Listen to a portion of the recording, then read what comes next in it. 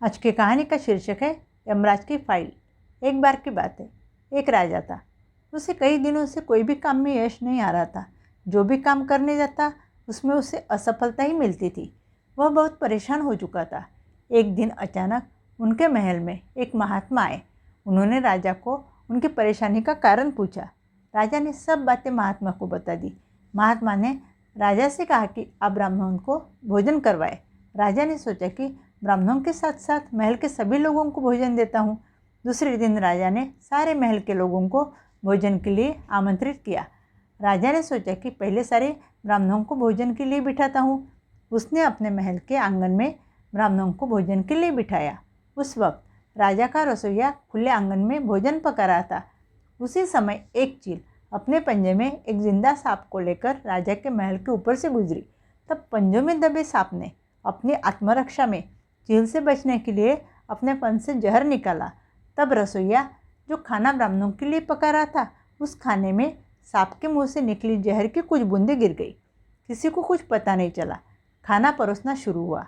खाना खत्म होते ही वे ब्राह्मण जो भोजन करने आए थे, उन सबकी जहरीला खाना खाने से मौत हो गई।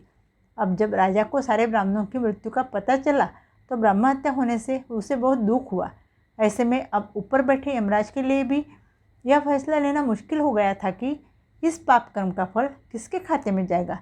जिसको पता ही नहीं था कि खाना जहरीला हो गया है, उस राजा के, या जिसको पता ही नहीं था कि खाना बनाते समय वह जहरीला हो गया है, उस रसोइया के जो जहरीला सांप लिए राजा के महल के ऊपर से गुजरी, उस चील के, या जिसने अपनी आत्मरक्षा में जहर निकाला, उस सांप के। बहुत दिनों तक यह मामला यमराज के फाइल में अटका रहा। फिर कुछ समय बाद कुछ ब्राह्मण राजा से मिलने उस राज्य में आए और उन्होंने एक महिला से महल का रास्ता पूछा।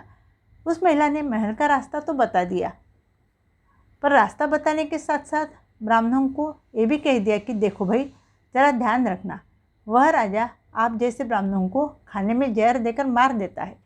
बस जैसे ही उस महिला ने ये शब्द कहे, उसी समय यमराज ने फैसला ले लिया कि उन ब्राह्मणों की मृत्यु के पाप का फल इस महिला के खाते में जाएगा और इसे उस पाप का फल भुगतना पड़ेगा।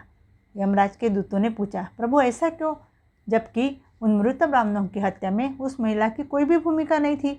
तब यमराज ने कहा कि भाई देखो, जब कोई व्यक्ति पाप करता है तब उससे बड़ा आनंद मिलता है, पर उन मृत ब्राह्मणों की हत्या से ना तो राजा को आनंद मिला, ना तो रसोइया को आनंद मिला, ना ही उस सांप को आनंद मिला, ना ही उस चील को आनंद मिला, पर उस पाप कर्म की घटना का बुराई करने के भाव से बखान कर उस महिला को जरूर आनंद मिला।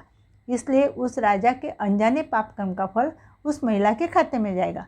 बस इसी घटना के तहत आज तक जब भी कोई व्यक्ति जब किसी दूसरे के पाप कर्म का बखान बुरे भाव से करता है, उस व्यक्ति के पापों का हिस्सा उस बुराई करने वाले के खाते में भी डाल दिया जाता है। अक्सर हम जीवन में सोचते हैं कि हमने जीवन में ऐसा कोई पाप नहीं किया है, फिर भी हमारे जीवन में इतना कष्ट क्यों आया। ये कष्ट और कहीं से नहीं बल्कि लोगों की बुराई करने के कारण उनके पाप कर्मों से आया होता है, जो बुराई करते हमारे खाते में ट्रांसफ़र हो जाता है। इसलिए किसी की भी बुराई कभी नहीं करनी चाहिए। अगर आपको आज की कहानी पसंद आई है तो प्लीज़ लाइक कीजिए, शेयर कीजिए और चैनल को सब्सक्राइब कीजिए।